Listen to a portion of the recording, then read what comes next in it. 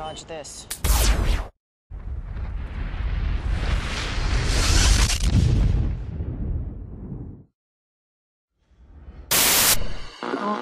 One world currency. The New World Order. Those are the roots of trouble. I imagine that right now you're feeling a bit like Alice. Tumbling down the rabbit hole? Let me tell you why you're here. You're here because you know something. What you know you can't explain, but you feel it. You felt it your entire life. That there's something wrong with the world. You don't know what it is, but it's there, like a splinter in your mind, driving you mad. It is this feeling that has brought you to me. This is your last chance. After this, there is no turning around.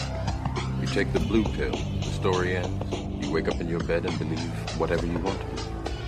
You take the red pill, you stay in Wonderland, and I show you how deep the rabbit hole goes. All I'm offering is the truth, nothing more.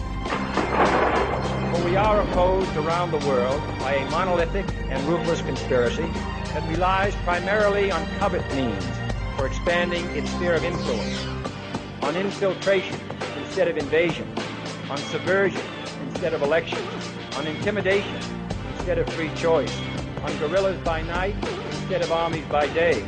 It is a system which has conscripted vast human and material resources into the building of a tightly knit, highly efficient machine that combines military, diplomatic, intelligence, economic, scientific, and political operations.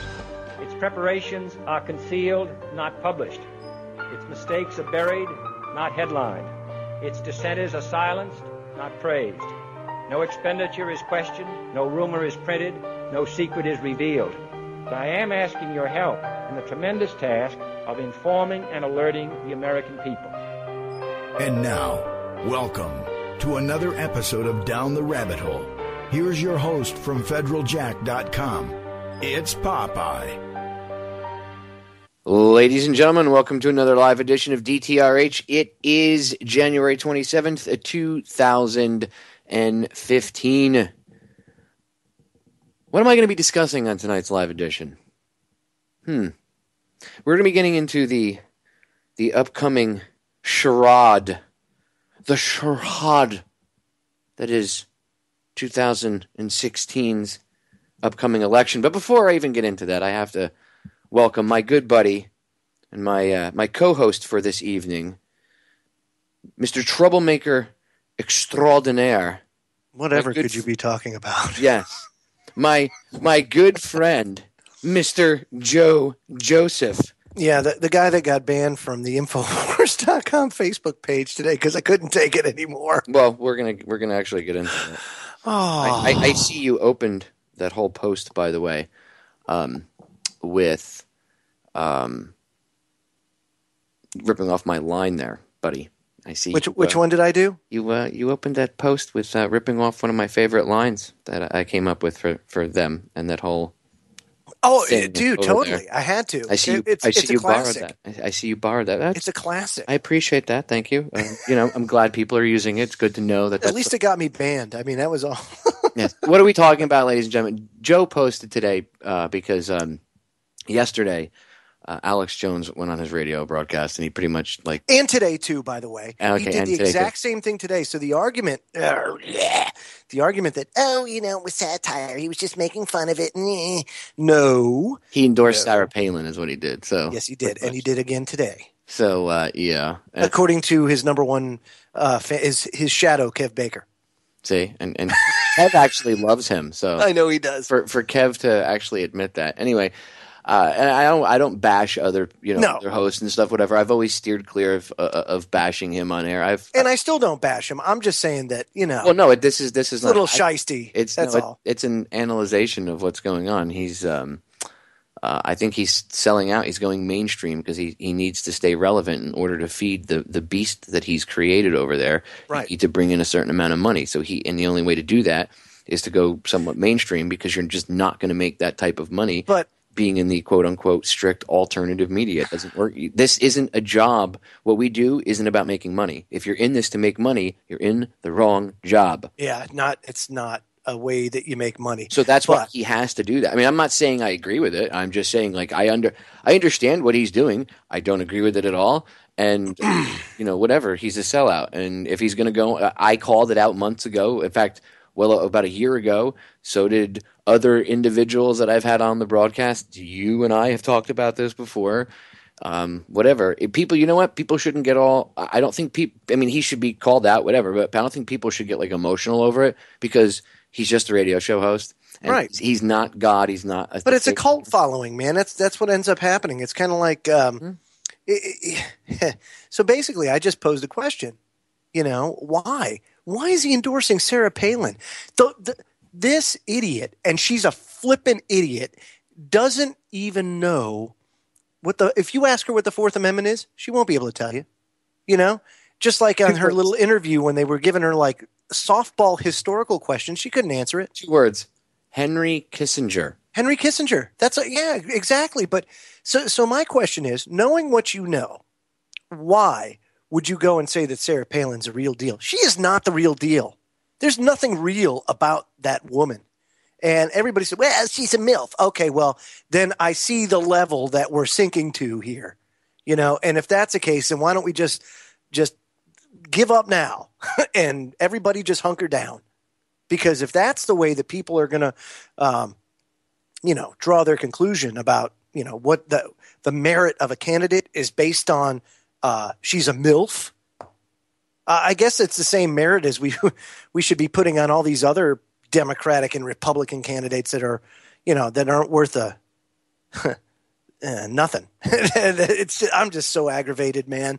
And so anyway, as soon as I said my piece, of course, the InfoWars trolls came out of the woodwork and another troll. Did I say anything that was troll? And it was attack, ad hominem attack, blah, blah, blah, blah. It ends up being so crazy. And what it does is it shows the true character of a lot of these people. And one of the questions I asked is, why are you so quick to judge? I just asked a question. Why are you so quick to judge and draw conclusions about people that may not see eye to eye with you? Just because you don't agree with somebody doesn't mean that you automatically judge them and cast them off. No. See, here's the problem. Here's the issue. Those people are not awake yet. And when I say awake, they're not fully awake because they don't understand that he is not the answer to their problems, nor is any other radio show host or personality. Okay, everybody's human, everybody's fallible, and they're going to make mistakes. Okay, and part of that is because of how he presents things, right? I'm the tip of the spear. No, you're not. Everybody else is the tip of the spear. You just have a big mouth, and there are people that are motivated by you, but you end up becoming this superhero type thing on a pedestal, and that's not going to save the day because that's the same mentality. Going after somebody that you think is a great radio show host or whatever that's going to save you is the same thing of putting your belief in a politician and voting for them in an election and thinking that they're going to change things. Things are only going to change if we do it ourselves, and that doesn't mean violence. That's not what it means at all. It just means we all need to raise our level of awareness and come up and grow up and enlighten ourselves. And then a lot of these problems will just go away. They'll be like, poof, gone. They won't exist anymore. They'll cease to be an issue. You know what I mean? One of the professors today that I have the pleasure of going through the course on is a prepper. That's what he does. It's been that way basically his entire life. And it's refreshing to see, but that doesn't exactly when you consider like what we consider a prepper type of person, he doesn't fit the mold. He's kind of like us, very independent, not a Democrat, not a Republican, not a conservative, not a liberal. He just is what he is, and he evaluates each issue based on the information, which is the way that everybody should be doing, but that hasn't happened. He cans his food. He has his own sawmill. He's got his own cattle. He's got his own vegetables. And that's what he does. Does he need to do it? No. He does it because he understands what that does, the type of mentality that it breeds, a very self-sufficient mentality, And it's refreshing, but it's something that's sorely lacking. In the past 100 years or so, at least here in the United States, if not the entire Western world, we become spoiled because it's only within the last 100 years or so that we have honestly become not self-sufficient. Before, there was no safety nets in supermarkets and anything like that. If you needed water, you had to dig a well or go find a fresh water source, but that's not what happens anymore. And we've lost that survival mentality. So what's going to happen? Let's see. Now, 2015 is a very interesting year. A lot of people, and we've heard this all before. I heard it in 2008. I heard it in 2012. I'm hearing it now in 2016. Oh, how do you know there's going to be another election? They're going to cancel the election or something's going to happen. I doubt it. Okay. Unless something catastrophic is coming down the pipe, I doubt it. From a financial standpoint, I'm sick of all the fear mongering with the economy. We just need to pay attention to what's going on, but understand that as long as everybody's printing money, we're not going to go down. If the European Union's printing money, if Russia's printing money, if China's printing money, we're printing money, everybody's printing money, nobody's going to collapse. Everybody's in perpetual printing. It's all a sham. The only time that it's going to crash is when they want it to crash, when they're ready for it to crash. Now, could 2015 see a depressionary downturn again or something even more serious in 2008? I think so. But that doesn't mean it's the end game or whatever. You just have to be smart. You have to prepare, and you have to pay attention to what's going on. Don't panic, when in wonder or in doubt, run in circles, scream and shout. You don't have to do that. Just pay attention. I don't personally. I have a thing about gambling. I don't like to gamble, and that translates to the stock market. Stock market is gambling. That's all it is. It's a chance game. It's a game of chance. When you boil it down to basics, it's all about probabilities, and I just don't like doing that. And that's my own personal preference. I know people that have made millions on the stock market that know how to deal with the cycles, the ups and downs, and knows what the signs are. Just from my standpoint, it's just a moralistic thing that I do. Now, we see that there is bad things afoot with the economy, and we see that there's bad things afoot with the weather because of the cosmic stuff that's happening and the planetary changes that are afoot, not man-made, man-bear-pig global warming, but there are planetary changes underway. There's no doubt we can see it.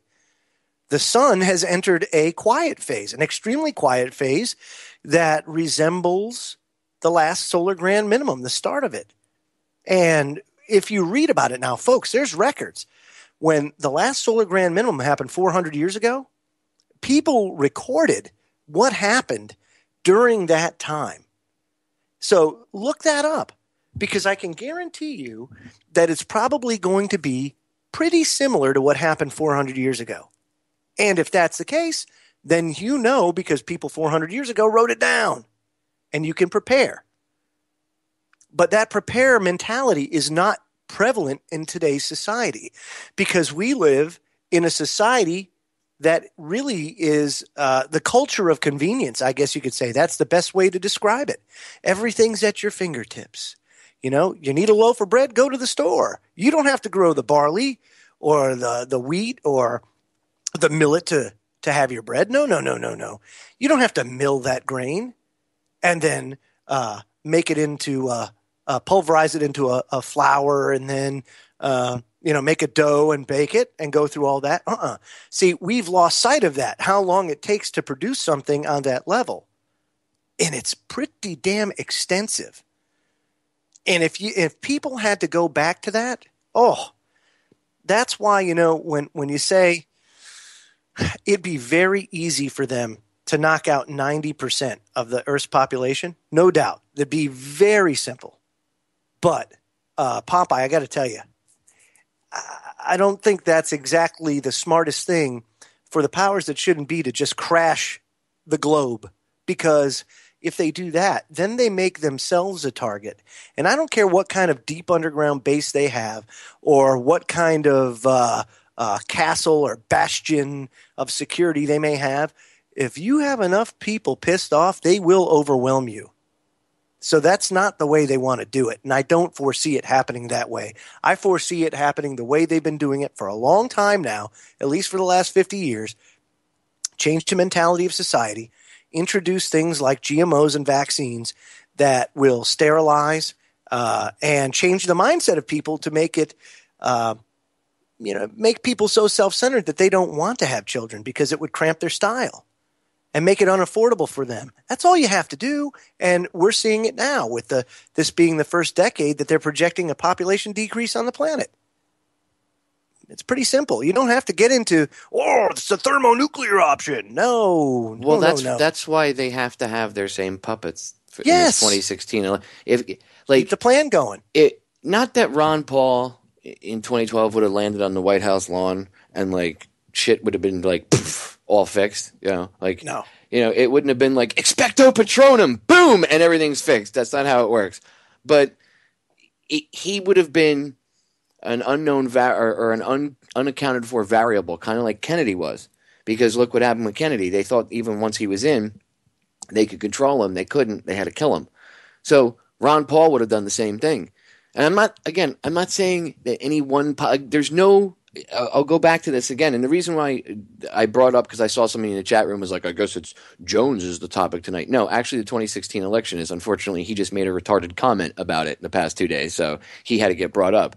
But again, it serves as an example. Him or a politician or anybody, people need to stop putting their power behind somebody that they're going to vote for that's going to fix things. Because that's not what's going to fix things. And stop putting people on pedestals. It's the worst thing that you can do. We're all human. We're all equal. Yes, 99.999% of the time you will be disappointed. People on pedestals. Whoa, what the hell? I fixed it. Sorry. Uh-oh. Joe derailing himself. I am totally and completely derailing myself. You see what I mean about putting people on pedestals? If you put Joe on a pedestal, right? He's totally human. Look. He can't even handle doing radio with me.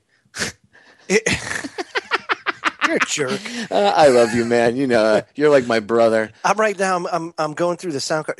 Okay, so Windows. I don't know if, of course, everybody out there, most of you probably have a Windows machine, and I don't know if everybody else is experiencing this, but I have one hell of a problem with this thing blue screening out. And it seems to be something that has to do with like some sort of update. Ever since this update, Windows has sucked. I mean, it just crashes from time to time, and I don't understand why. Well, at least maybe that's what's wrong with my PC. I haven't been able to use the studio PC. I assume it's the hard drive was failing, so I just went and bought a new SSD drive.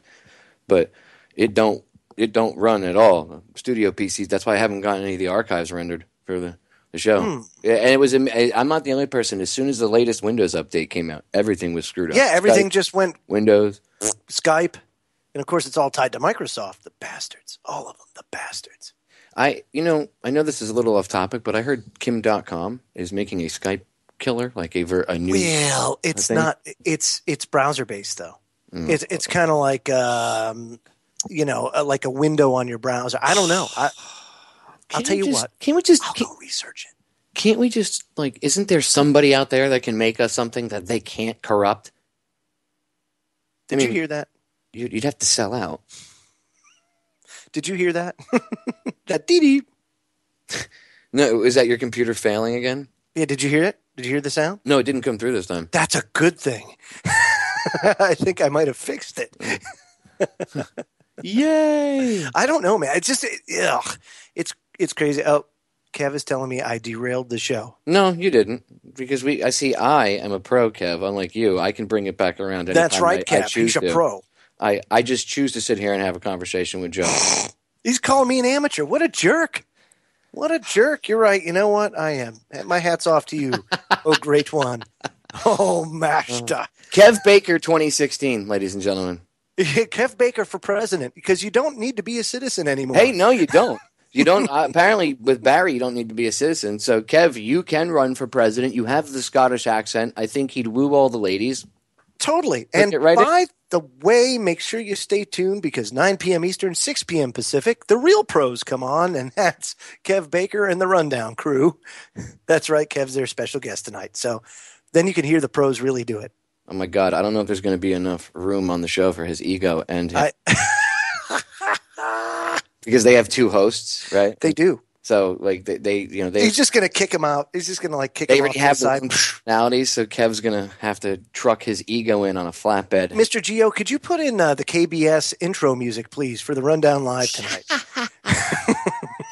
There, is that enough abuse for you, Kev? Is that derailed enough? Shh. We could drag you into the conversation. You know? Don't ever mess with the pros on air because we will just eviscerate you. We really don't. Yeah. Joe's brother was at a checkpoint, Kev, one night with a cop standing next to the window, and I was screaming while listening. He's listening to us over the speakers in his car. I'm yelling, "Officer, there's a body in his trunk." Okay, we do this to our friends. Do you think? You know what I'm saying? Imagine what we do to our enemies. Yeah, I know. It's horrible. Oh, God, we are such scum. Anyway, back to the real scum. So, Yes. the 2016 selection, as I called it, I made a comment today on Facebook. This is what actually kind of spurred this, because I just, with the video that Mel made last night, which, by the way, I'm going to play the audio from. Yeah, you have to. It's awesome. In the next segment. It's about 11 minutes, but Melissa just absolutely eviscerates the election and the whole thing. I mean, she just lays it out and destroys it. And we've all been collectively saying this on different broadcasts with each other for well over a year now, that that 2016 is going to be a joke. It's going to be Jeb Bush versus Hillary Clinton. And a lot of people are like, no, I don't even see any of either one of those two on the radar. And then here you have, literally, they're both, what did they say about 3-4 weeks ago? It was Washington Examiner or the Washington Post, one of the two. They were like, Jeb's the only one that can beat Hill. Oh, yeah, God. and they're saying that now that the Koch brothers are ready to pump in $1 billion into this campaign cycle. Now, imagine who are they going to be supporting? You know? Bush. Well, that's why this is what I put on Facebook. I put, why don't the powers that shouldn't be just cut through the bullshit and be honest with the general populace about the next selection? I'll tell you what, I would respect them for that.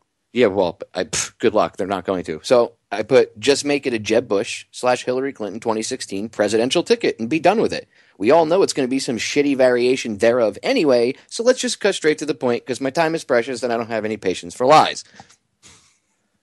It's the truth. Just admit it. Just be like, look, it's Bush Clinton. But they're two opposing parties. I don't understand. I can't compute that. I know, it's too much, right? It's too much to think that they're actually friends because that's a conspiracy theory. And what's this? Tim L. T-Bird in the chat room says the Koch brothers are like the Rothschilds. They fund both sides. They do that. Why? Because no matter what side gets in, guess what? They get what they want. Look, you've seen, for the newer listeners, my website, federaljack.com, we have a mascot of sorts. We call him Uncle Jack. Okay, we've had him since the very beginning. And I have the modified, newer version of him, which I redid years and years and years ago. But, Joe, you know what I'm talking about. It's the shadowy Uncle Sam figure, and he's got two puppets. One's a Democrat, one's a Republican. And their eyes are all like, they're like the spinning circles. Like, dude, I love that dude. Yeah, with the little freaking spinning circles and the hand puppets. Right. Yep. And basically the message, and it's got in the top hat it says New World Order, and it's got the Illuminati all-seeing eye, and his eyes are evil and red. Yep. But the whole point of that meme when I created that thing years ago was to show people that, look, it doesn't matter if you vote Republican, Democrat, they're all controlled. And now you have like the Tea Party. People are like, well, the Tea Party has changed. Bullshit. They're controlled too. I mean, Rand Paul? Really? That guy? That guy's going to save things. Rand Paul. Mr. We should bomb Iran. What? No. As a matter of fact, Rand Paul, was one of the latest ones to travel to Israel, to put the yarmulke on, and go to Fortress Antonia, and go and put his hand on that wall, and pray for Rome's permission. Pray to Rome so that you can go and run for president. You see, you'll see them all do it. Scott Walker's getting ready to go over and do it. And unless you do that, there ain't no way you're getting in. The same thing goes in the entertainment industry and everything else. You have to have that permission. You have to sell your soul. It's basically what you have to do if you're going to make it to that level. Because otherwise you're going to end up dead. We've seen it how many times? Oh, it's unbelievable, dude. I wish that people would unplug long enough to understand the propaganda campaigns that are just ruthlessly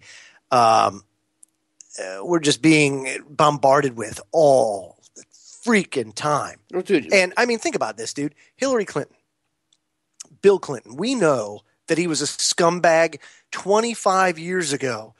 Does it matter? Dude, you know how many people I know that are adults that are like older than me that don't know about Bill Clinton? Like I would expect the younger generations to not know anything about Bill Clinton, but like there's more younger kids that are like, oh, that guy, men at Arkansas, drug running, and I'm like, wow, look at you watching YouTube videos. And then you like look at the people that are in their 50s and they're like, man, I'd vote for Hillary. I have a friend who told me the other day he'd vote for Hillary, and I was like, I'll disown you as a friend. Like he's one of my closest friends. This guy, he's the best man at my wedding, and I was like, bro, I'll disown you.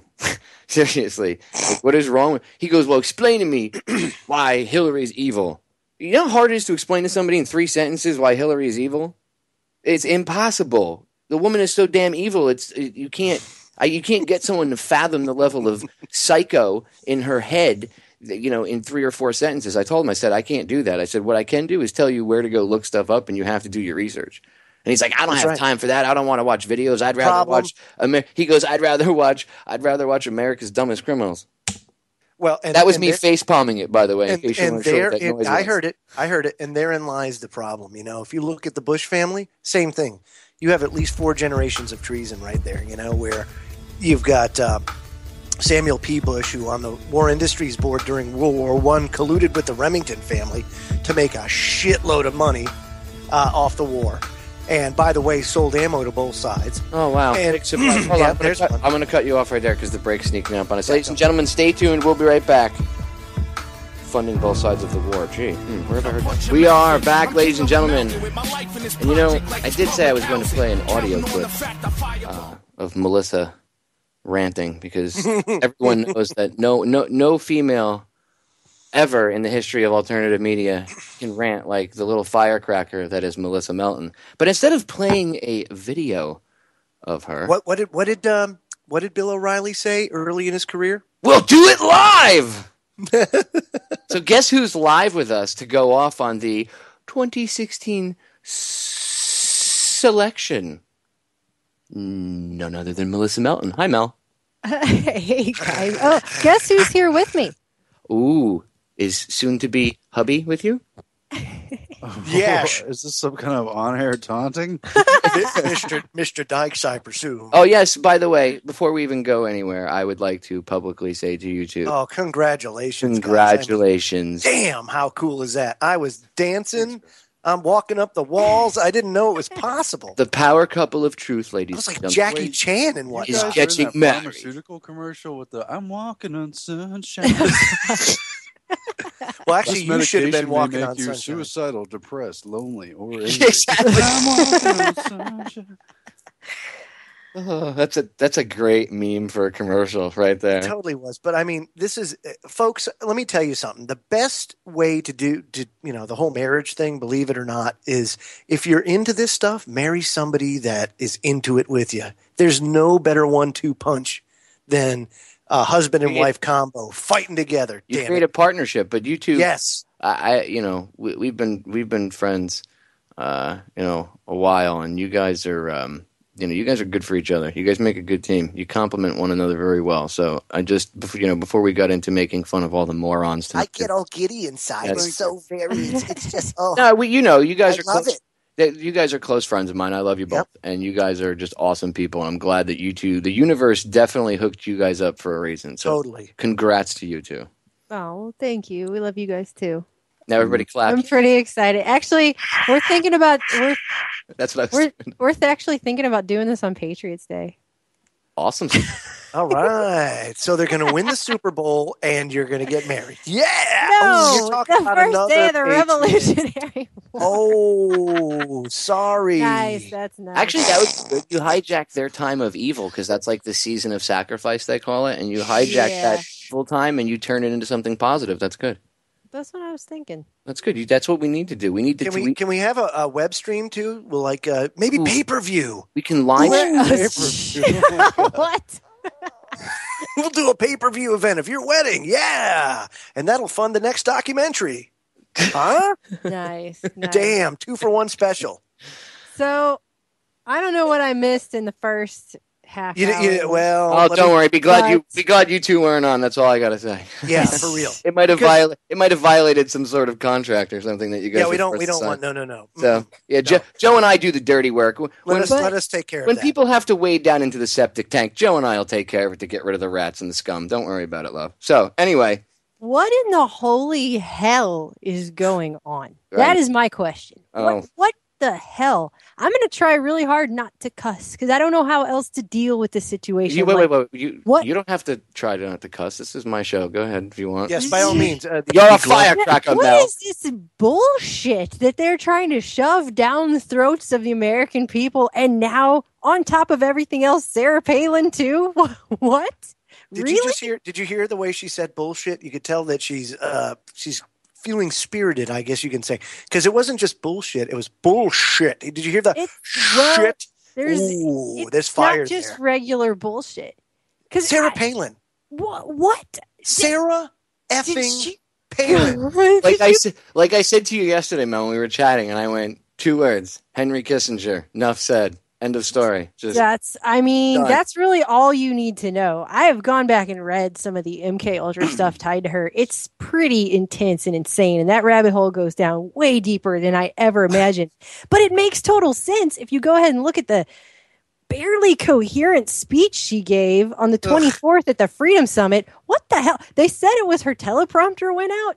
Yeah, but what the hell worse. was she even talking about? We're not supposed to be electing a teleprompter. At least the last time I checked, we're supposed to be electing a president. I don't know. Maybe I'm wrong. Maybe we just always elect a teleprompter. In fact, we probably do. But it was like someone took the basic script of every cute anecdote and all the fake political bullshit that candidates promise every 4 years, plus, throw in some cheesy family stories. Put it in a blender with a giant bag of crack rocks. And $1 billion snorted from the it Koch brothers. And stood in front of a microphone for half an hour. That's what that was. It's horrible. It was hard to watch. By the time I tried to watch the whole thing. It just didn't happen. I couldn't do it. Like my brain physically started to ache. And it's not that people are trying to put her down because they don't have to. They don't need to. Holy crap. She didn't say anything about anything that meant anything. I can see Russia from my house, Melissa. I could get up in the middle of the night half asleep, drink a fifth, and then stand in front of a microphone and make more coherent speech than that. What the hell? Her programming has come debugged. And see, that stuff just doesn't last the whole lifetime of the people they do it to. And so then after so many decades, at first you have the part that happens where in the early 20s, mid 20s, the Britney Spears-esque breakdown, but then later in life also, I think the wiring just goes funny on these MK Ultra. Well, the people. abuse, because your brain can only take so much. Look at George W. Bush, right? There's his paintings of him sitting in the tub and all that other weird stuff he What's painted. wrong with that? That's all of that. If you understand abuse and ritual abuse, and you understand MK Ultra and mind control and all that, and trauma-based mind control, that's his walls breaking down. I understand what he's going through. That's why he's such a kidding. He looks like the cocoon on 2001: A Space Odyssey. Right? He's done, dude. You ever see? And you notice Laura, or his wife, is his handler, because whenever they do an interview and he makes a mistake or says something, she'll give him a look, or she'll tap him on the foot or touch his leg. Hand. Yeah, I've seen that. Stop. I've seen that. There's nothing nefarious about the Bush family. I felt like by the time I turned off the speech, because I couldn't even watch it all the way to the end, I just felt sorry for her. I felt bad that they would put her in that position so they can make her as this big, ridiculous distract. Obviously, they're desperate if they're putting Palin out there as such an obvious distraction. Are they? From the fact that they're going to shove Jeb Bush and Hillary Clinton up our collective asses, because that's what's about to happen in 2016. So with that said, Aaron, how in the hell can Hillary Clinton survive pedophilia gate? I was going to say, I know you guys get it, but I hope everyone else out there realizes there's a reason why she's been awfully quiet lately. And there's that article I saw today on Drudge. Hillary's been MIA lately, and here's why. And they go on to give this long-winded explanation of how It's a grand strategy. It's just how it should be. Perfectly planned, genius, masterminded. She's playing it safe. She's staying out of the limelight so she doesn't say something stupid. She's keeping above the fray, and she's playing her timing like a champ. She's getting ready. Everything is in line. She's freaked out behind the scenes because she knows that she could be toast if anyone cares to pay attention to the obvious stuff laying around just to be picked up like loose change. I mean, 21 plus phone numbers for Bill Clinton. I mean, just by the way, when does it factor in the judgment calls? Well, why would we want anyone anywhere near the seat of power who has these kind of friends, okay? Was he on the island doing these things? Yes. I'm gonna guess almost for sure, probably, but we don't know that. We don't have the evidence at this moment. So for some reason, society gives them the benefit of the doubt. But what about the fact that you picked the scumbag of the earth friends who did the worst things to the most innocent people, or even halfway innocent people, and we're supposed to let you anywhere near anything? Can I just point out the glaringly obvious? By all means. If they had 21 different phone numbers for Bill Clinton, I mean, how many if someone had one phone number for him, like an office phone number or something in their phone, it could be reasonably argued that, well, maybe it was just a business thing, whatever, you don't know.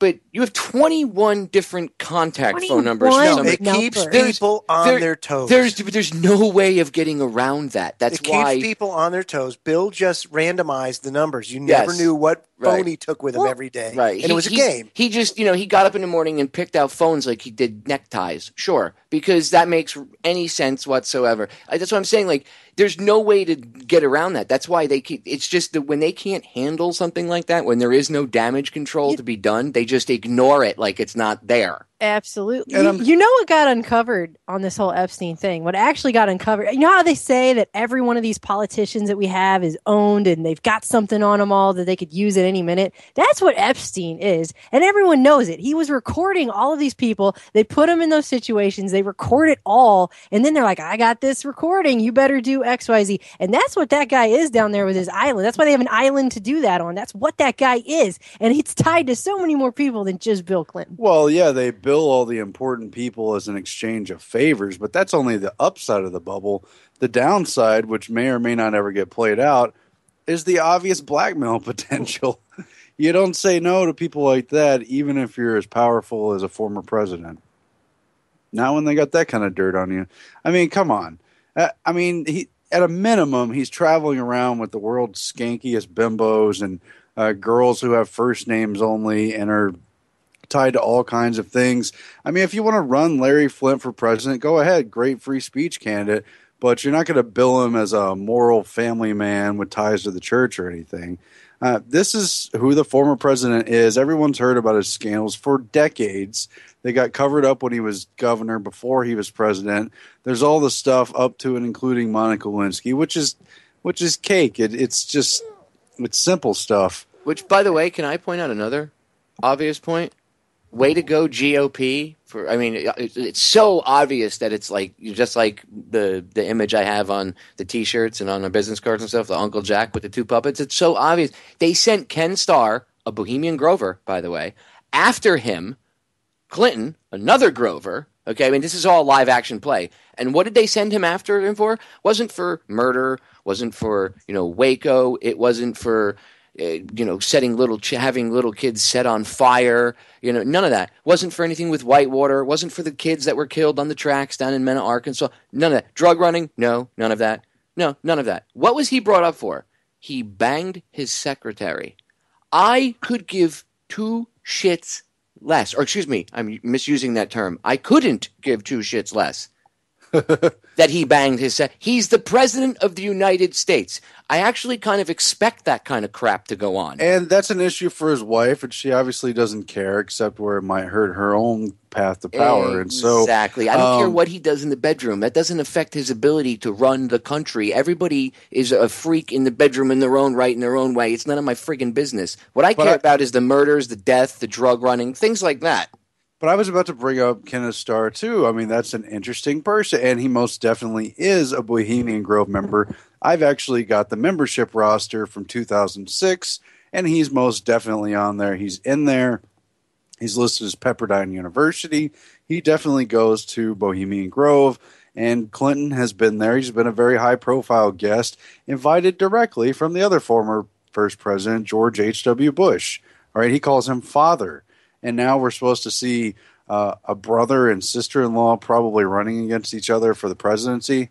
Ridiculous. But Kenneth Starr also spent more than $30 million investigating the Vince Foster murder, only to bungle it, avoid missing evidence, overlook contaminated evidence, obvious signs of cover-up and mishandling, to find that, well, I guess it was just a random suicide.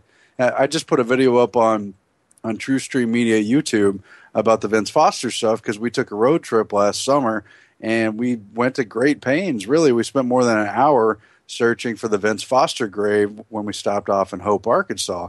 Very easy to find, the birthplace of the president, Clinton's childhood home, all the good corny stuff that's downtown.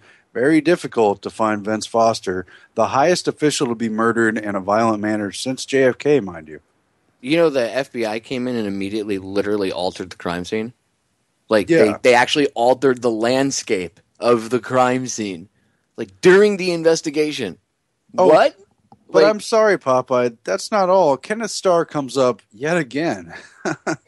Because it seems that while Epstein had all kinds of connections to this alleged sex slave ring with underage girls as well as very young girls, handled by his secretary, apparently, based on what we know, Ghislaine Maxwell, kind of weird name, and all these other strange people and powerful people, instead of being given a sentence that was at least 20 years, maybe longer, he, of course, got 18 months, which he served 13 months under house arrest. And he apparently was able to spend 16 hours, 6 days a week during those 13 months out of prison in his homes, vacationing and traveling to his many pleasure islands and doing shopping and other, lackadaisical business like billionaires do. And apparently served the portion of his actual imprisonment in jail nights only in an abandoned prison ward where he was the only resident, allegedly paid for his own prison guard, and was even visited by young alleged sex slave girls, although they weren't underage. And he negotiated this incredible sentence that someone busted with a joint wouldn't get. Hold on one second. Sorry about that. No worries. No, okay. You know what happens a lot of times, and the reason I brought up Ken Starr, and because you guys mentioned that whole little island thing in the recording, it just made me think of Bohemian Grove, because that's what all those little retreats are for. A lot of them think it's just to do these ceremonies and stuff, but it's to get a lot of dirt on them and to throw them under the bus. But Kenneth Starr played a role in getting this reduced sentence for Epstein. Sorry, I got distracted for a minute, but apparently the Jeb Bush administration, governor of Florida, and the attorney general under President George W. Bush were able to arrange, along with Epstein's lawyers, this ridiculous reduced sentence where he basically served less prison time than the Goodfellas in the movie Goodfellas, where they make Italian food and bribe the prison guards to do drugs while they're in prison. That's just gross. He served a sentence that's apparently lighter than that. I thought that movie was unbelievable.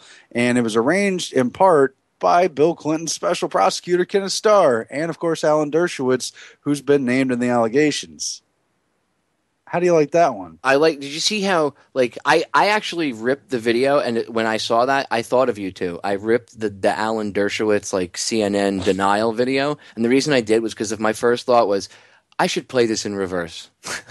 Was my first thought. To see what he's going to actually, yes, you it should. Could be revealing. I have it ripped. I just have to open it in the editor and flip it and then listen to it and see what happens. Because you guys know, and for the listeners, for you to understand what I'm talking about, Aaron and Mel, and this is not something that's new. This is known, but Aaron and Mel made a good point of bringing this to everyone's attention about a year and a half ago about reverse speech and how it's interesting that when you listen to certain things played in reverse, it's almost like you can hear the truth from the subconscious mind. And there's research that backs some of this up and everything else. But anyway, long story short, I thought of you two when I heard Dershowitz. I was like, someone should put that in reverse and see if because he looked kind of anxious in that interview. He didn't look very confident, let me just tell you. So I would really like to know what was going on in his head while he I'm was... going to have to check that out, yeah. Because that is something that people can do, and I think they've tried to cover up the fact that that's something that can be done in lots of different ways with technology in the speeches and everything, especially like in Obama's speeches. When you try to reverse Obama's speeches, they put there's some kind of extra gain or something. They try to, I think they know that works and try to cover it up, actually. But And, this is distinguished from backwards masking where, it's been reported the music industry would put things in music, for nefarious purposes, supposedly, or, other kind of manipulations of the audio. This is a direct reverse speech, just rewinding the tape and hearing what scientists have found is thought to be subconscious speech, right? So it's thought that particularly when someone's telling a lie or obscuring the truth, covering something up, that they will subconsciously admit to themselves as if they want to get it out but can't let themselves admit to themselves what's really going on. And we tested this, in fact, on Bill Clinton, of all people, because of his high-profile denials that are fairly ridiculous with Lewinsky and all that. And when you play it backwards, it sounds like he's admitting that he is lying and that he has done these things when he's saying in forward speech, of course, denials. And you can pick anyone out of the book and test the audio with some basic software. It's not something we're making up. It's something that certain psychologists have studied. I don't know how well accepted it is, but there's definitely a basis for it. And we checked some other people who were telling normal stories, but that were controversial. I think of all people, we checked Dave Chappelle. He was telling that story about why he went to Africa, and it was kind of a hush-hush, like why did he have a celebrity meltdown thing? And we played him backwards. He said he appeared to say exactly what he was saying in forward speech. In other words, affirming that he was telling a true story and not hiding something, right? But not so with people who are believed to be high-profile liars. You follow what I'm saying? Well, you even tested it on yourselves. You guys told me that you tested it on yourselves, and you found video when you were at your old job, and you remember the time when you were on air, and you might have been thinking about something else at the time, and even because we quite often do that. Well, our mind will be elsewhere. Sometimes we're on autopilot, and you guys even admitted that what you remember thinking about during that shoot of that video was exactly what you heard in the reverse speech, and it kind of bugged you out. I remember hearing myself because I was nervous when the one that I remember, and I was telling myself that I was doing a good job in my reverse speech. Like I was reassuring myself because I was on camera and I was nervous. But the one that creeped me out the most was one of the main speeches that Bush gave after 9/11 about going into Iraq, and he said wars are the crimes of the elite. Yeah, and then he also said clearly hear it. He also said the elites are Ashkenazi. He did also say that. Yes. That's you can't unhear or unknow once you. There's some weird stuff there, and have fun with it or don't. But there's something to be said for our subconscious. That's what I'm saying. Not just us, but the listeners. I bring it up on air because it's not just Aaron's job or Melissa's job or Joe's job or my job or Chris and Cherie's job. You guys, as I always say, are the solution to the problem. It's not just us. We're all in this together. We're all equal. We're all on the same team. So go out, rip the videos, get a YouTube video downloading program. There's tons of free ones on the internet. Rip these videos when these people are being interviewed and denying things, right? And then open it in a simple video editing program and just invert it and go ahead and listen to it backwards and see what happens. And I'll say this much. Sometimes we slowed it down, maybe even shifted the pitch to try to get a better read because a lot of it playing backwards sounds like total gibberish or maybe some kind of made up words or maybe you just can't understand. But then here and there, some things will come through clearly. And once you play it back a few times, it starts to seem undeniable. And I guess it's open to interpretation, but we were convinced. Once you hear that stuff, you can't unhear it. And if you start looking into the science behind it and the people that have been studying it for decades, I need to find that clip on the break of that. The guy has a website that he's done interviews on this and written books and all kinds of stuff, and he's got clip after clip after clip of people in high places. Just it's kind of after you hear 10 to 15 to 20 of these things, you can't really deny it, Well, that's why, like, when you guys first told me about it, I'm a just like we're all real skeptics. We're not the faux skeptics that are like, oh, you guys are crazy, and here's the official government reason why you're crazy. That's faux skepticism. We're that's real what skeptics. I'm supposed to give you the official government reason. Yeah, why sure. you're crazy. Well, that's why you work for the DOD. You whip out your badge, and you're like, I'm here from the DOD, and I'm here. And I'm here to tell you that Popeye's batshit crazy. Yes, he's crazy, a conspiracy theorist. I tell you. Yes, if it worked for everybody that questioned JFK's assassination, it works now. Well, and now it's just been morphed into, oh, look, a UFO. You're a conspiracy, John. No, I'm just pointing out there's some weird shit floating around in the sky. Definition of UFO is unidentified flying object. So if you can't tell me what that is, then it's unidentifiable, right? By definition. You're playing semantics. I know. Yes. Oh, well, it's a whole base of words. That's how they control everybody, is because they get people to use or misuse words. Right? So people don't even understand the real basis of words. Like the word conspiracy to people literally means like something fake or false. Right? That doesn't mean that at all. It literally means two or more people getting together to do something bad. So if like we all plotted to go rob a 7-Eleven and we got caught doing it, we would get, one of the charges would be conspiracy to commit robbery because there was a group of us doing it. Which just like speaks to a weird mass mind control thing, because crime movies and crime dramas are one of the most popular genres. We have an instinctive craving to find out what's going on behind the scenes because we know people are corrupt and involved in crimes or horrible things, but we can't believe it's happening in real life because somehow they're above it. Yeah, it's like willful ignorance, denial, Stockholm syndrome all rolled into one. It's odd because people will see it on TV and they go, yeah, but that's TV. Yeah, but where do you think they got the idea from? Like, hello? I mean, look at Law and Order. All you got to do is watch an episode or two of Law and Order and realize they don't like the Constitution. How do I know? Because every rapist on that show, which is like every episode, there's a rapist or a serial killer or whatever, and every one of them, it's always, well, these damn people in their constitutional rights, because the cops want to like violate the guy's rights, and the captain is always like, well, it has to be legal, and they're like, oh, yeah. Speaking of jail law. That's one of the things Sarah Palin has been talking about, that we should, because we need to get actionable intelligence from these jihadists. Oh, don't even get me started. I'm going to pause this because the break is sneaking up on us. Hold that thought, Mel, because I want to get back to woodshedding the election and Sarah Palin and anybody else involved in it. Ladies and gentlemen, stay tuned. We will be right back. 3 short minutes. Make sure you check out Aaron and Mel's website and their stuff on YouTube. TrueStream Media, TrueStreamMedia.com. Incredible stuff, and you get to listen to Mel rant. In fact, she did a great rant video. Go check it out. Anyway, we will be right back. 3 short minutes. Stay tuned. Ladies and gentlemen, we are back with hour number 2 here on tonight's live edition of Down the Rabbit Hole. I am your host, Popeye from FederalJack.com. It is January 27th, 2015, and holy crap, did the month of January go by fast already. Jesus, where the hell did that go? Anyway, back in hour number 2 with my roundtable of power and truth here with my good friend, Mr. Joe Joseph of the Freedom Link Radio. Joe, say hello. Hello.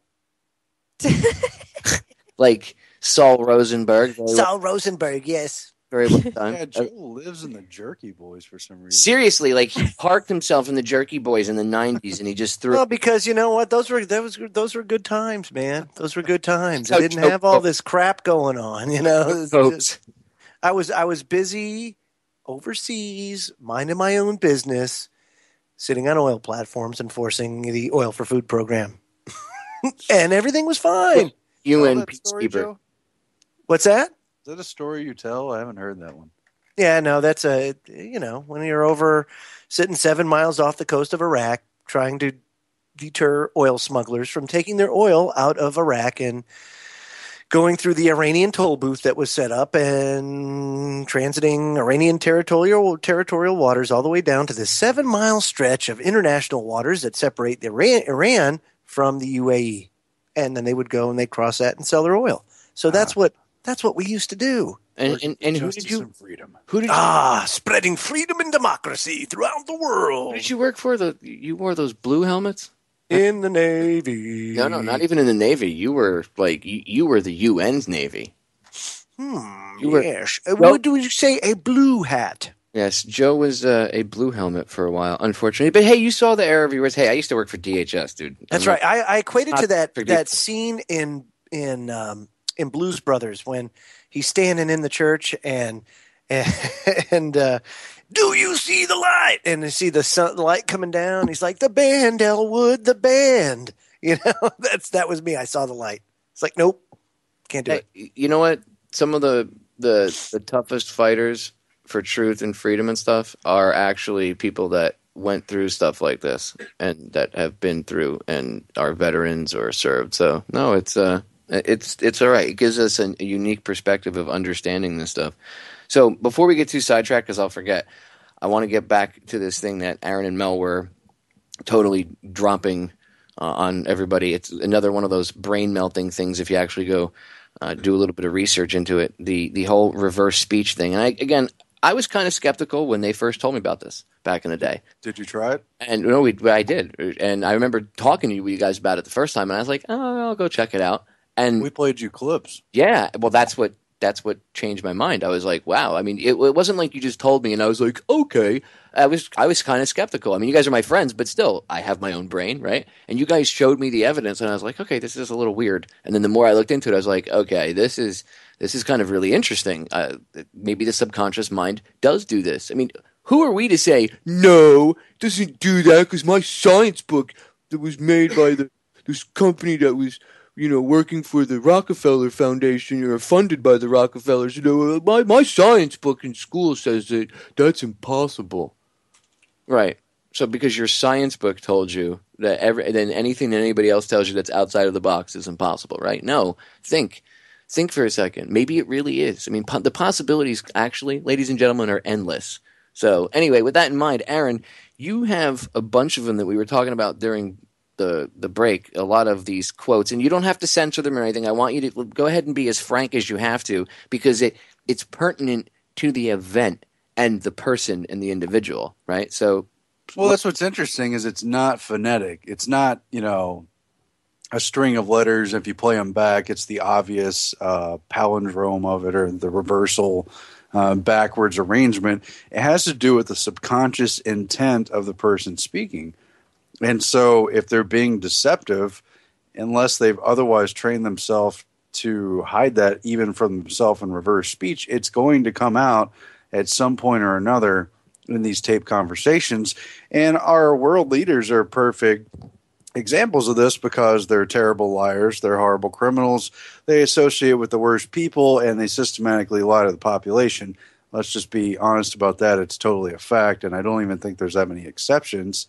And they're also taped all the time. They do interviews, they lie in those interviews systematically, and they're just going to get caught, but you have to look for it in the reverse speech as well as all the other areas. Well, what's interesting is when you actually go and you play them, like you said, when you actually start to go do this yourself. And like I encourage people to just go, anytime you ever hear us say something, any of us, and you hear us say like, go do this, go do that, go do the research, really, we're encouraging you to go do it. Like if you have a video editor, go ahead and do the research. Go ahead and open up a video clip and then... A business that allows me to help people. And okay, that probably sounded creepy, but I found a page with some examples if we want to listen to it. No, go ahead. Set it up and play them. I haven't screened these, so we'll see if they're any good or not. All right? Let's play them, and then I'll read what they say, and let's see if we hear them. Pardon me. Okay. a business that allows me to help people and still make some money and support myself and my family. Jag är film med oss. Jag är film med oss. Jag är film med oss. All right, that's not supposed to sound satanic or anything. That's just playing it back and slowing it down to make it easier to hear, because the reverse speech it doesn't come out like normal speech. It's a subconscious thing, okay? But your intent is hidden in there, and again, it's not phonetically what's said backwards. This is a clip. I don't even know who said it. It's just someone who's explaining the hidden language of the secret messages embedded in your own words and those of others when you play them backwards. So the forward speech, which hopefully you heard, said a very innocuous sentence: a business that allows me to help people and still make some money and support myself and my family. But backwards, based on the intention of the speaker, what was heard was, you may have found the force. Let's hear it one more time. A business that allows me to help people and still make some money and support myself and my family. You may have found the force. You may have found the force. You may have found the force. And so some examples are going to be better than others, but what we could speculate without even knowing who this person is, maybe they were a little bit desperate to find this business that allows them to support themselves and make money, right? And so they're maybe encouraging themselves. You found the force, go for it, in other words, right? I found the Bush clip, actually. Oh, I can you send it wanna to play that you. one? I can send it to you. It'll All be a right. minute, though. So let's play with some real fire, but in the meantime, let's try a few of these other innocuous examples, okay, just to get the idea. That'd be pretty exciting. You know, Steve, be lit. You know, Steve, be lit. You know, Steve, be lit. And so that one was, that would be pretty exciting, but backwards, without skill, beware. And so this is a game of euphemisms. What are people saying and what are they not saying? It's very literary, okay? When you read a book, you've got to analyze what's really being said. Same with watching a movie. If there's something important in there, if it has a cultural message, if it talks about what's really going on with the secret government or the conspiracy at hand, like a lot of these movies do and books like 1984, you can't just read the literal words. You've got to read what's not being said. In this case, what's not being said is sometimes literally being told to the subconscious. So the person forward speech is saying that would be pretty exciting, but they're obviously a little bit concerned about what's going on. It might be a dangerous enterprise. It might be exciting. It might be thrilling, but it could also be dangerous. Thus, they said subconsciously, without skill, beware. And well, the Bush clips are coming up. Maybe I should hunt through my files. Let's do one more of these innocuous. I don't even know who's saying them. So they're just examples. Parts of Arizona are nice, although we haven't really discussed that area. That sucks. That sucks. That sucks. Sounds like Parts he's of saying, Arizona are nice, although we haven't really discussed that area. That sucks. That sucks. That sucks. What'd you say, Popeye? he said it sounds like he's saying, I bet it sucks. Yeah, or something so like he that. says parts of Arizona are nice, but we haven't discussed that. What he's really saying is that sucks. I don't like Arizona. But he's not going to say that for whatever reason in the context of polite conversation. But you see, like, this is why it's good to use the innocuous clips of this stuff, because you can show people, like, look, this isn't like, oh, I'm trying to convince you that Bush and Kissinger. And no, look, everybody, like, it's your subconscious mind. So it's just interesting if this really does pick up, if you can pick up, you know, subconscious meaning, if there is a different meaning than what you're saying. We should take all of the stuff. We take that State of the Union or whatever you want, the State of the Bullshit speech that he gave the other night. Play that whole thing in reverse and see what little ditties come out of that.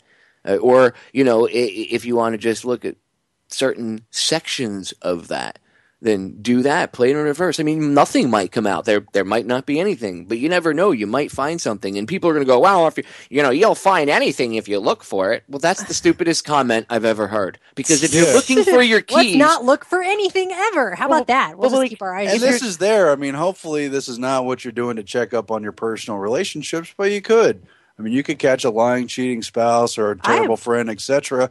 Hopefully, you've got other context clues to figure that out. But it's time to admit our leaders in government aren't our leaders, don't have our interests at hand. They're horrible, evil people. I have heard in some Obama speeches when he was first running in 2008, what sounds like orchestral. It sounds like an angelic choir being played behind him whenever you isolate the audio, and it's weird. I don't even what. Well, you're hinting at another type of technology. And, you know, we live in the age of science and technology. We're under a scientific dictatorship. Look at the way things have been moving. We could talk about Bertrand Russell if you need me to qualify that statement. We don't live in Kansas anymore, as people would say. Things are pretty advanced, and they're using some pretty sneaky techniques on the population. A lot of people pointed out the NLP techniques Obama used during his first campaign in 2008.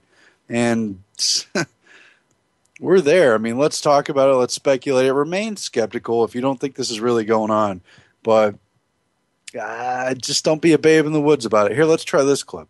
We ready? Did you say? Did I cut you off from saying something? No. All right, let's try this clip.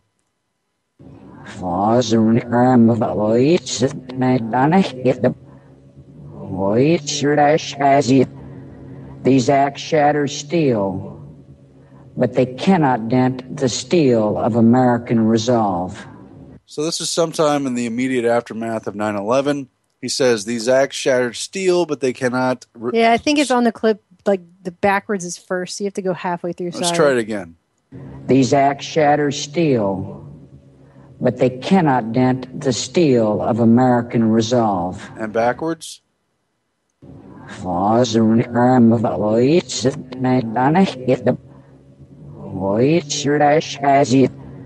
These acts shatter steel, but they cannot dent the steel of American resolve. Let's just try it a couple more times. You tell me what you hear. You can clearly hear. Do what? You can clearly hear what he's saying in the beginning. Well, I want to make sure listeners have a chance to... Oh, no. Go ahead. I want you to repeat it like 3 or 4 times. Go ahead.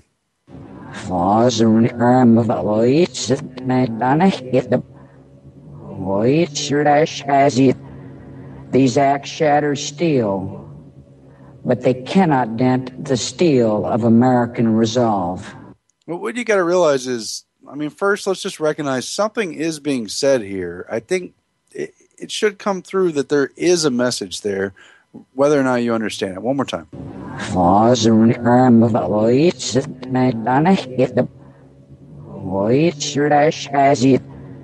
These acts shatter steel, but they cannot dent the steel of American resolve. All right, Popeye, go ahead. Well, now, go back and get ready to play it in reverse one more time, because if you've played it 3 or 4 times, people have heard it. Some people can probably pick it out. Some people are still probably going, I don't understand. It just sounds like a bunch of garbled jumbledness. Okay?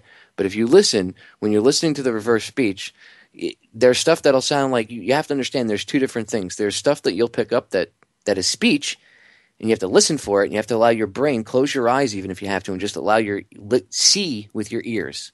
Envision things in your mind's eye. Allow yourself to filter stuff from the garbage, the background, blah, blah, blah, blah, blah, to anything that's really coming through. Now, with that in mind, this is what he said. And I'm going to tell you what he said, and then you can go back and listen, and you'll hear him say it. And it's not me implanting it in your head. You've heard it said and played 3 or 4 times. That's why I let Aaron do it, because now you've heard it. Now, let your subconscious mind unlock it and pull the veil off and listen to it. He says, wars are crimes of the elite. And then there's a space, and he says, the elites are Ashkenazi. Now, go back and go ahead and play it, Aaron. All right, I'm going to try to play it twice in a row. Here we go.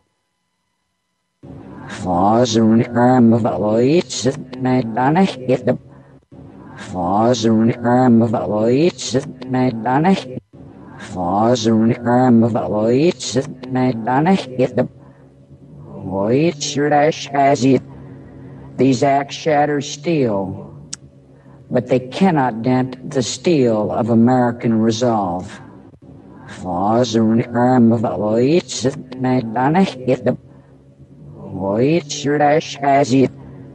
These acts.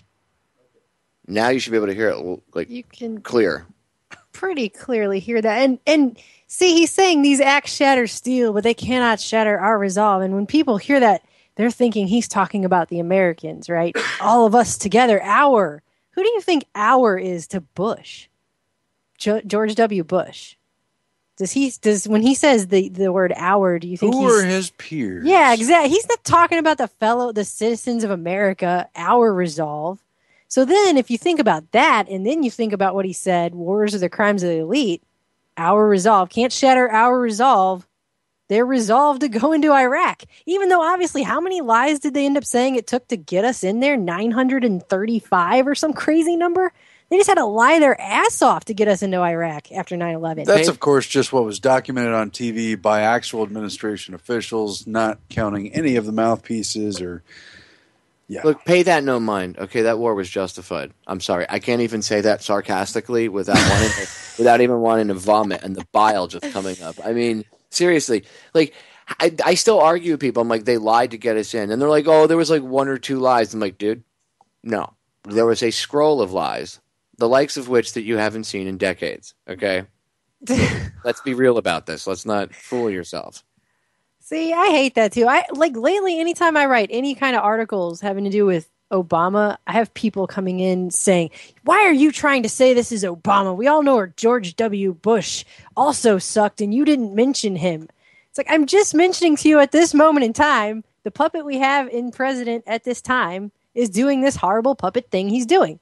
But that doesn't mean the other puppets didn't suck too. They all suck. It's like I have to put a disclaimer now because people have been programmed to just touch off at anytime you mention certain things now. It's just it's crazy. Because they allow themselves to identify along a certain tribal type of mentality with, I'm a Democrat or I'm a Republican, and probably the ones that are attacking you on that are probably the quote unquote Republicans, or the faux Republicans, if you will, or faux conservatives coming at you from that angle, like, or if they're attacking, if you're, they bitch at you about Obama, the faux liberals will be the ones who, well, Bush was a dick, and okay, you're the same people that when Obama got into office, where did you all go? Where's the anti-war crowd? Where's half the 9/11 truth movement? Right, so don't bitch at you if you didn't mention Bush. I don't want to hear anything in defense of Obama. They're all on the same team. I had an argument with one of my friends. He's like, well, I don't hear you. He said the same thing. I didn't hear you bitching about Bush. I'm like, well, do you ever listen to my radio show? I'm like, did you ever go to my website? And he goes, he said to me admittedly, well, no, I don't listen to your show. So, well, then how can you tell me? Yeah, like, you don't know what I say, man. Like, you obviously have never heard anything I've said on air. So, like, how do you know? Well, because he loves Obama. He tells me he thinks Obama's the greatest president. I'm just like, dude. Oh. Yeah, well, I don't understand it anyway, because, I mean, of course, what they say and do matters, their policies, but set that aside. Just the fact that these are the people who go out there with fake smiles to fake handshake and get you to give them power and make you feel like they know you and care about you and represent your values when they don't know you and they just want to suck money and energy and votes off of you. Just the whole forum, why does that lend itself to trust and automatically defending these people and bouncing from one to the other? Well, this one was better than this one. No, it's a horrible genre. It's like going to a prison and looking for the next ethics commissioner or something. It is of that ilk. There's no doubt about it, But the question is, what's the solution? Because I got into a good conversation today. Theoretically or hypothetically speaking, I'm an anarcho-capitalist as far as like the way I would envision my perfect scenario, right? But my realistic point of view is it just ain't going to work.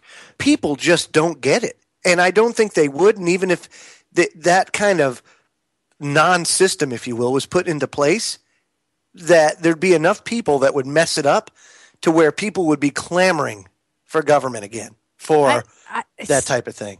I put up that rant at youtube.com/TrueStreamMedia about this puppet election coming up, and I took to task Rand Paul and Ted Cruz and Sarah Palin just because I know right now there are people even in the alt media trying to sell those people to you as if that's going to somehow save the republic. We're not saving anything. Like, that is not putting yourself in this broken piece of shit system is not going to save you. It's not going to save the country to go vote. you might as well beat yourself in the face with a shovel. You're not helping. You're not doing anything but allowing yourself to continue to be governed by these people. Meanwhile, what we have going on, and I sent this to you right before the show, the Koch brothers are about to spend $1 billion on the next presidential election. That's going to be more money than both candidates can buy. That's going to be more they're just going to buy it. Like, they're just going to buy it, and all the other sides are going to buy it, and it's going to be the most expensive election ever, as all the ones previous have been, because we're on that corruption downhill slide. So, well, look at what Ross Perot spent in the election of '92, and that only garnered him, I think, was it 21% or something of the vote? It may not even have been that much. It's like, that's great. I hope they go buy a stallion racehorse and raise it and spend a bunch of money. A stallion racehorse, eh? And then go Totally to a random. racetrack and bet on it. But why do we consent to being governed by candidates This is that what are I'm saying. just bought? Just This is what I'm because saying. they say things we agree with or strongly Because they disagree with. they have those talking They're points. trained off the to say script. those things. Absolutely. Of Basketball course they players are. are trained to shoot hoops. Who Because cares? people yearn to be controlled. But It's here's that what's simple. happening. This is what's happening. So they're going to spend $1 billion. Meanwhile, the wealth gap in this country that we're all not really talking about because we're going to talk about all this other stupid stuff that doesn't matter is just getting wider and wider and Of course wider it is. and wider. It's a plan. To the point now. I mean, we live in a country where all of these rich billionaires are buying everything and they're controlling everyone else. And eventually that's not going to stand. It's just not. We can't just sit around here all day and go, well, I guess the elite tool of choice will be the guy that controls me for this next 4 years or whatever. Eventually this is not going to continue this way. I mean, you're talking about a second revolution. This is That's the what you're talking definition. about. Well, this is the definition of unsustainable, and this is being done on purpose. They don't play the short game; they play the long game. And to long simply game. put it, they're doing this on purpose because they want to drive it to a violent outcome because it's the only thing they can control. Mel, if they drive it to anything else, if there's like, say there really is, there's more than two choices always, but we'll say, for the sake of argument, it's only two choices, and it's enlightenment or this total tyranny type slavery that the prison planet type existence that. Am I going to be safe? Well, no, you won't be safe. I'm not going to be safe. No, Am I going to have democracy? Yeah, well, yeah, you'll have democracy, Joe. All right, at the barrel of a gun, but that'll be the two choices, and what their choice, this prison world type of existence, will be brought about because they'll get people to have a second revolution, because the first time they weren't ready, this time they are, and that's the only outcome they can control. What they can't control is if humanity goes, you know what, hold up for a second, I'm going to step outside of this cycle, and I'm not going to, because a revolution is part of a cycle. Okay, that's all it is. So they're going to step out of the cycle and say, I'm not taking part of this. I'm going to think outside the box, and then they can't be controlled. And then these elitist scumbags are done. That's it. They're irrelevant. That's how you win. Yeah. It's that simple. And I keep saying that, and I've even seen people talking out in the comments of my video, and I don't put videos up so everyone will agree with me. No, I don't want everyone to agree with me. I would prefer everyone to have a conversation about what I'm saying so we can discuss it at least, because a lot of this stuff we're just not talking about, and we should. That's why we have Truth Frequency Radio. We have to have a place to go to have these conversations that people just aren't having, as this just continues to slide down the slowest slide to hell I've ever seen. Yeah. But it's, it gets to a point where, they're saying things like, well, if you don't vote, then only 20% of people will rule everything. 20% of people, less than 20% of people rule everything now. You voting doesn't change that. It's not going to fix that, okay? That's already the case. It's like 0.0001% that are running everything. Voting in a national election doesn't change really anything. I'm going to pause this right there, Mel, because the break is sneaking up. Ladies and gentlemen, do not go anywhere. 3 short minutes. We'll be right back. We are back. Final segment, ladies and gentlemen. Awesome roundtable broadcast, just dissecting the insanity. Look, the definition of insanity is doing the same thing over and over and over again and expecting a different result. That's what national elections are. Now, if you vote for like passing laws and certain things, a lot of times those I haven't seen that hijacked too much. But hey, you never know; it could be too. It's more so the puppets that they put in. It's more so it's just a show. Now, it doesn't mean you shouldn't vote for like local things and whether or not your town should fluoridate the water or local county. elections. And I actually had to go back and add like a text line in on the YouTube because people were saying, well, what about, and obviously I was talking about presidential elections, but I never specifically said the line local elections. Local elections, you still have a chance to do something sometimes. It depends how much money is being put up. Like you said, that whole thing in Florida with the medicinal marijuana. I mean, that guy came in from Las Vegas and bought that up for what, $550 million or something. I mean, so you have to look at it, but to have the reaction of, well, what if only 20% of people vote and then they'll run everything? So then you're saying you're voting out of pure fear because you feel forced to by terrorists who are forcing you to vote for your own slavery. Like, what is that? When people tell me I don't have a right to bitch because I don't vote, like, I'm like, look, let's get something straight. I actually have a right to bitch because I didn't vote. That's right. Because I'm not a goddamn moron and put all my faith into somebody that, like half the people I know that vote for people 5 months, in the 5 months previous were bashing the system and saying that you shouldn't, put all your faith in one person. And then come election day, they're like, but I'm going to vote for this person anyway because I don't want to waste my vote. No, you're wasting your vote.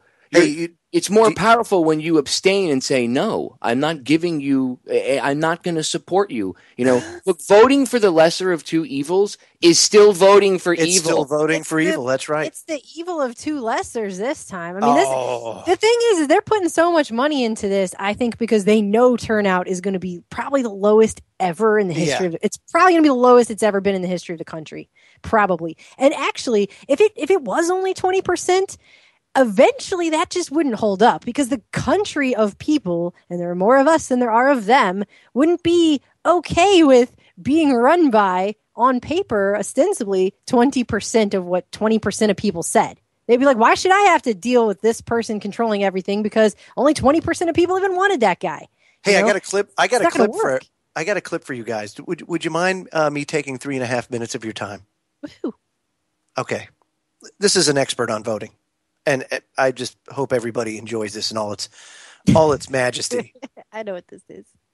Now, there's one thing you might have noticed I don't complain about. Politicians. Everybody complains about politicians. Everybody says they suck. Well, where do people think these politicians come from? They don't fall out of the sky. They don't pass through a membrane from another reality. They come from American parents and American families, American homes, American schools, American churches, American businesses, and American universities, and they're elected by American citizens. This is the best we can do, folks. This is what we have to offer. It's what our system produces. Garbage in, garbage out. If you have selfish, ignorant citizens, you're going to get selfish, ignorant leaders. And term limits ain't going to do you any good. You're just going to wind up with a brand new bunch of selfish, ignorant Americans. So maybe it's not the politicians who suck. Maybe something else sucks around here, like the public. Yeah, the public sucks. There's a nice campaign slogan for somebody. The public sucks. Fuck hope. Fuck hope. Because if it's really just the fault of these politicians, then where are all the other bright people of conscience? Where are all the bright, honest, intelligent Americans ready to step in and save the nation and lead the way? We don't have people like that in this country. Everybody's at the mall, scratching his ass, picking his nose, taking his credit card out of his fanny pack and buying a pair of sneakers with lights in them. So I have solved this little political dilemma for myself in a very simple way. On Election Day, I stay home. I don't vote. Fuck them. Fuck them. I don't vote. Two reasons I don't vote. First of all, it's meaningless. This country was bought and sold and paid for a long time ago. The shit they shuffle around every 4 years doesn't mean a fucking thing. And secondly, I don't vote because I believe if you vote, you have no right to complain. People like to twist that around, I know. They say, well, if you don't vote, you have no right to complain. But where's the logic in that? If you vote and you elect dishonest, incompetent people and they get into office and screw everything up, well, you are responsible for what they have done. You caused the problem. You voted them in. You have no right to complain. I I, on the other hand, who did not vote, who, in fact, did not even leave the house on election day, am in no way responsible for what these people have done and have every right to complain as loud as I want about the mess you created that I had nothing to do with. So I know that a little later on this year, you're going to have another one of those really swell presidential elections that you like so much. You'll enjoy yourselves. It'll be a lot of fun. I'm sure as soon as the election is over, your country will improve immediately. As for me, I'll be home on that day doing essentially the same thing as you. The only difference is when I get finished masturbating, I'm going to have a little something to show for it, folks. So, yeah, that was the immortal George Carlin. But he nailed it. That's exactly it. And that speaks to what Popeye was saying, about not voting and how they turn it around. Look, unless you can say for a certainty that there is a candidate out there that I would feel confident signing my name on the dotted line and endorsing them and putting my name beside, basically I'm signing on with them. If I'm comfortable, then I'll vote. I haven't found anybody yet like that. It's just that simple. It's rigged. Okay, even if you get somebody that you're comfortable, Ron Paul won the nomination. He played by their rules in 2012. He won the nomination fair and square. The GOP had to violate its own rules to the point where it literally fractured the GOP from what it was. It was literally a pretty big deal at the time. There are people that are no longer, buying into that paradigm. Thanks for that. But it was earth-shattering to people at that time because they were watching their own rules being blatantly violated. And why? Because they didn't want this guy in. It had to be Romney because he had to lose to Obama. It's a frigging live-action play. That's what this is. They needed their characters in. He was an unknown variable. They can't control him. Okay? So if he gets in, he might actually try to enact change. And then there would be they would have to put up roadblocks and things, and he would inevitably point that out. His quote-unquote fanatical people, anybody that was paying attention, which was all of us, would point out, hey, they're blocking him here, they're not allowing him to affect change here and there. So they'd have to kill him, and then if they did that, everybody would be like, look, oh my God, and then there might really be a real uprising, not a controlled one. Remember, any revolution that they can stoke the public into doing is going to be a controlled one. Don't think that Ferguson. Yeah, don't think that any of those events aren't controlled. We're free-range chickens, ladies and gentlemen, but we're still on a farm, okay? Wake up. Use your head. We're just not in the house, so we think we're free. But we're still on a farm, and it's very much controlled, okay? The only thing that they couldn't control is something like that. If like Ron Paul got in and they had to kill him, and then there was maybe actually people that really did rise up and get pissed off, that they really wouldn't be able to control. And that actually does freak them out. Anything that they can't control, right? But violence isn't the answer. We can get into that in a second. Anyway, the point is they won't let any real candidate get in. They'll do everything in their power to block them. And Absolutely. Because they need these two puppets. And why? Because even if people do vote, even if the votes did count, even though Stalin was, what did he say about voting? It's not really about who votes, but who counts the votes, so it really doesn't matter. And what are they've been caught doing? They've been caught rigging elections since at least 2000. The guy that wrote the source code and hid it, he wrote the code for the program and hid it in the source code inside the Diebold voting machines after he testified in front of members of Congress, like the subcommittee about it. Hey, I did this code, blah, blah, blah, blah, blah. There's YouTube videos of this guy talking about it and admitting to this and everything else. He dies in a plane crash.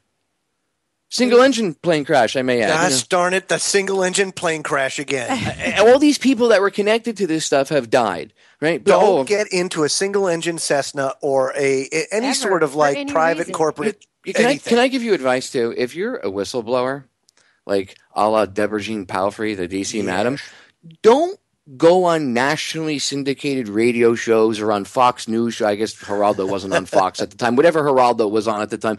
Don't go on shows and say, I have evidence and I'm going to out all these people in power, but I'm going to do it in a couple weeks. You won't make it. You'll be gone. Newsflash, you're not going to make it.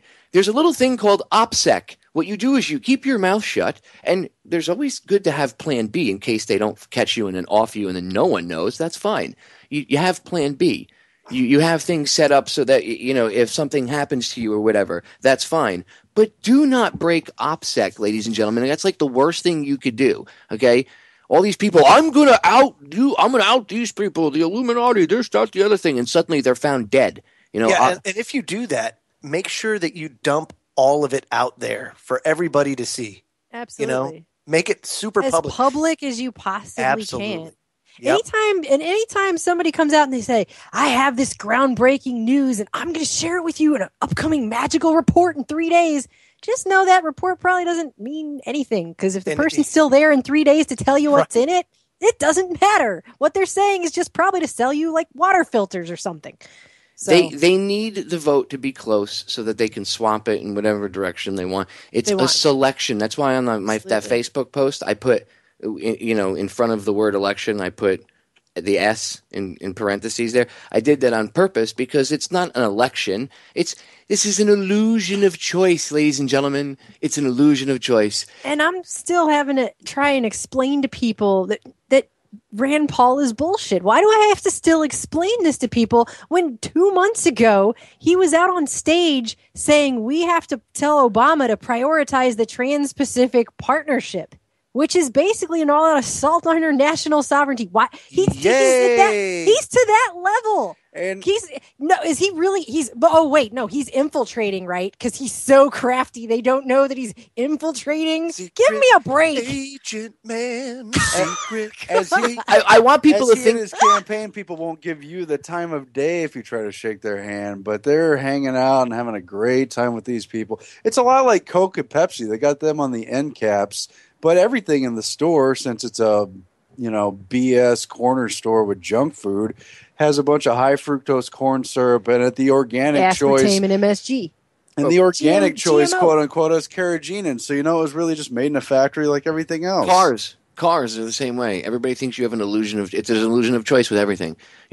Cars. But there's a governor on it. Yeah, but the car itself, people think that there's all these there's all these different brands I can buy. No, there's actually a very small number of companies that own for instance, Lexus. Lexus is Toyota. They're the same cars. You know what? I read the other day that Reuters was bought out by the Rothschilds in the late 1800s. And one of the first things they did first they killed the guy who was running the Reuters bank. He killed himself because his bank failed. Then they put this guy in charge who started hanging out with the Rothschilds and was walking around doing all this royalty stuff. And then they turned around and bought the Associated Press. That was the next thing after Reuters bought the Associated Press, after Reuters was purchased by the Rothschilds. So just think about where all the news comes from and how everyone says today Reuters and Associated Press are supposed to be considered like two of the main. Don't go to Wikipedia. That's all BS. Go check out what Reuters said, right? Yeah, they were bought by the Rothschilds in the 1800s, and then they bought Associated Press. So really, everything is just there's five an illusion of choice. There's 5 companies that own all the media. 5. How Disney owns ABC, and people will tell me ABC is a reputable news source. So the company that brought you Pirates of the Caribbean is a reputable news source? I don't know, man. They're about to dude. They're going to put a TV show on here, and I guess it started in the UK. They did it and it failed, but they're going to do it here, where couples go on like it's Oprah and get in a metal box and have sex on stage in front of a live studio audience. That's what they're getting ready to do. So we're to that level in this country, all right? We're idiocracy. I had someone tell me Sarah Palin's an excellent choice because she's President Camacho. So there you go. We're idiocracy. It's just so far gone. I guess my whole thing is just, I think no one should vote in the federal elections at all. If we all shunned it and turned our backs on it and just said, screw this, we're not going to be run by you elite oligarchs anymore and your puppet douchebags. We're going to go do something else with our time and not be run by you anymore. You have no power here. What could they then something might actually change. But to continue to vote. I'm going to vote my way out of this, and have people tell you too that voting is going to save the republic. I'm about to throw up if I have to hear that lie one more time. Well, and by the way, we're not going back. Chill, lying gatekeepers say stuff like that. Lying liars say stuff like that. People who prey on other people and take all their money and sell them a bunch of bull crap supplements and water filters and then tell you, but come vote, we're going to save the republic. What a bunch of fucking bullshit. all I gotta say, music behind you guys.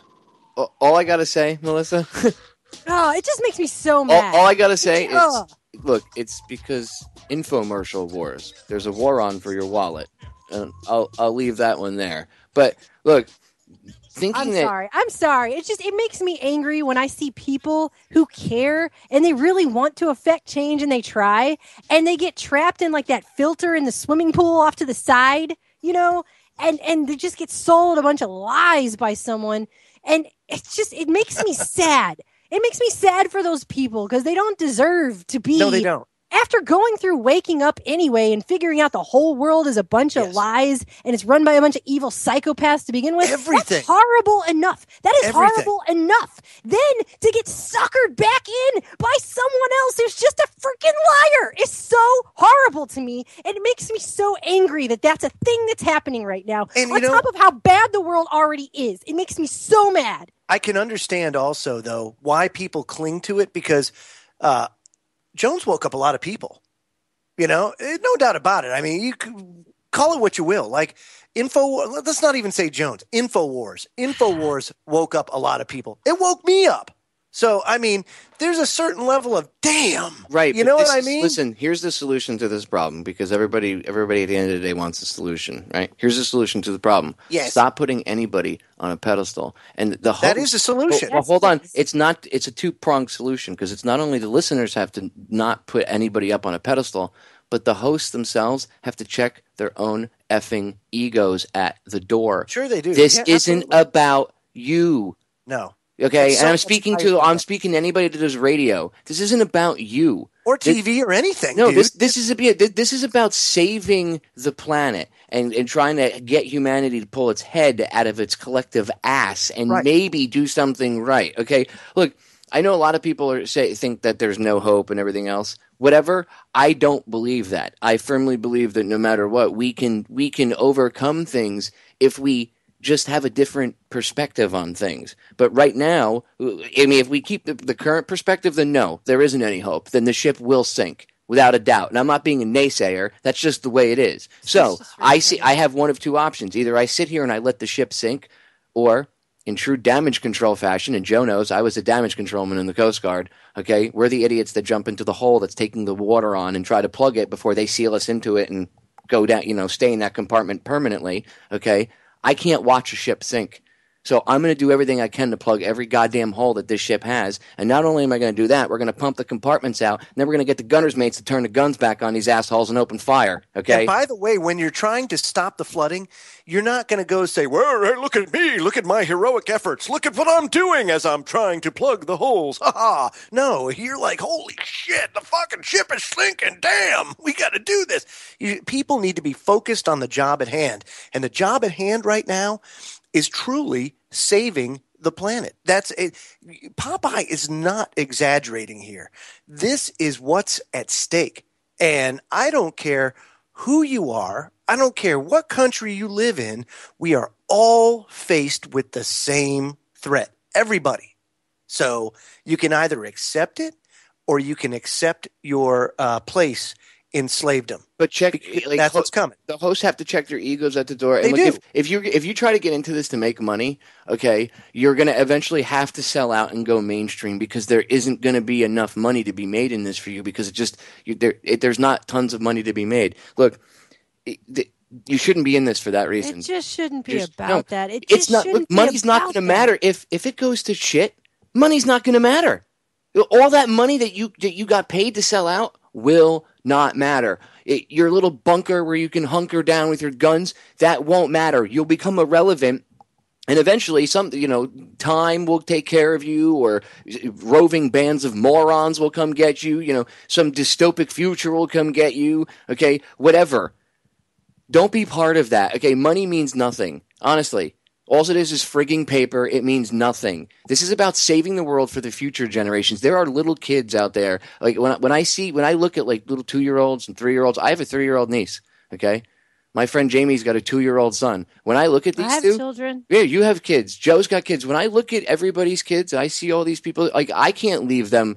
I can't leave them a crap In an world. electronic concentration camp run by refuse- psychopaths? I refuse to do so. I just Kev said he's screwed. He can't check his ego; it's too big. And so are you. He said. So you know. Honestly, my ego was checked a long time ago. I don't care if people listen to me or believe me. In fact, I encourage people to actually go do the research themselves. I don't want you to think that I'm not better than anybody. And neither are any of you. Neither is Jones. And nobody's better. We're all freaking equal. As soon as we start treating each other in that simple manner, things will get better. See, now look what you did. Now Kev just canceled on Mike and Kristan because he can't fit his ego through the door. Well, we already knew that. I already said they're bringing that thing in on a flatbed. It's delivery. And I'm not talking a flatbed tractor. I'm talking that thing that they bring the space shuttle in. The space shuttle on that goes at like nice. 0.5 miles an hour. Yeah, because it's so huge. That's how they transport Kev's ego. It takes a week for him to do a show if he's going to be a guest because they have to transport his ego over first. But 8 minutes, folks. 8 minutes, folks. Well, Make sure you here's what I stay think. tuned for the Rundown Live coming up at 9 p.m. Eastern, 6 p.m. Pacific with special guest, Kev Baker. I love the fact that you try to say Pacific and you always almost say specific. Specific. I know. It's horrible, dude. It's one of those things You know I get what I hung think? up on. Actually, though, you know about the 100th monkey syndrome, right? Yes, ma'am. They did those tests they had back in the day, and the monkeys were washing their potatoes, and then suddenly monkeys on the whole island knew how to do it, even though they'd never seen it done before. I think as more of us are waking up, they're going to have to bring in some really hardcore mind control. Like, just, I don't know. I don't know what kind of technology they're going to have to throw at us, the technocratic elite, to try and stop that phenomenon, because we all share the same energy grid. We all share the same space here, same ether, whatever you want to call it. It's kind of like that thing whenever someone walks in a room and you can just tell that person you're either going to like them or you can't stand them. It's because they're putting off energy. We all do it, all of us. And so we're all sharing that same field. And eventually there's going to be too many of us that know this is all BS and are not willing to consent anymore. And it's just going to keep catching on. So I don't know what they're going to have to do to keep that natural phenomenon under control, because that's just how it is. That's just what's going to happen. So I have absolutely nothing but hope that this is going to turn around. So I don't see how, just literally, I don't see how they can stop it. Well, that's why they have to push it towards a violent revolution, because it's the only thing that they can control. They can't control the other outcome, which is freaking them out. That's why they're doing everything. That's why they're acting the way they're acting, because they're freaking out. They are scared. And that should show people that, I know it looks scary, but what does a bully do when he's freaked out and scared? He acts the toughest. Act out. Right. They act out and they try to act tough to project that fear onto you so they don't feel it themselves. Hold the line. It's that simple. It is really that simple. Let me go a little historical and biblical at the same time, and give everybody an idea that this has all been kind of prophesized. In Mark, it says, "And everyone will hate you because for my name's sake," which is basically what did Yeshua embody when he was on the planet? He was an activist. He stood up against the Pharisaical powers, which was the governing powers in that region, single-handedly, and then totally shifted consciousness himself. He was the best activist to ever walk the face of the earth. Well, here it specifically says, look, and everyone will hate you because of my name's sake. They're going to persecute you. They're going to kill you. They're going to do all that stuff. But wait, just keep on fighting, because guess what? There's light at the end of the tunnel, and that's all that says. It's true. All we have to do is keep fighting the fight. But you can't give up. The warriors of the light and we just have to keep doing it, be the watchman on the wall, and I'm telling you, we will win. The light will always shine on the dark, makes the darkness disappear. Well, we just need more light bearers. I agree. We're running out of time, guys. We got about a minute left. Well, I'm sorry, I just went completely off. No, you didn't. Awesome. No.